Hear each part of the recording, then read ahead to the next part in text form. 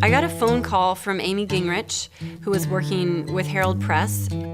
She asked me if I would be interested in being a part of a project that was telling these stories of folks who were kind of on the periphery of the Anabaptist tradition, but were influenced by it in significant ways. It seemed to be very timely and also very much in keeping with the work that I was doing with the Mennonite Church, which is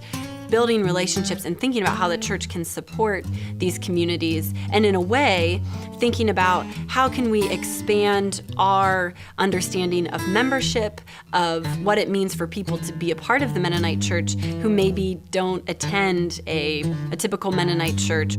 So we begin with the 50s and the 60s, and then the second wave is the 70s and the 80s, and the third is 90s to present. And it's looking at what communities were created during those times, how communities changed through the years. And so what you'll find in the first wave is reflections related to the civil rights movement and to how the Mennonite Church was or wasn't interacting with that, in addition to the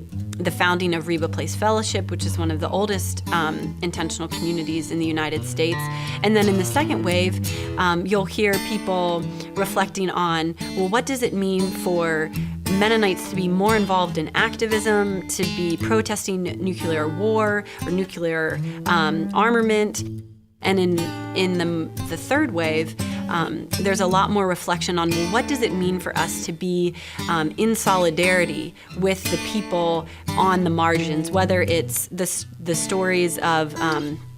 people who have moved into urban areas and are thinking about being in healthy relationship with their neighbors.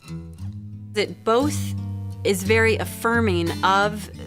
the Mennonite Church and of the Anabaptist tradition, but it also raises important questions and talks about the complexities of being Christ followers and seeking to be in solidarity with the least of these.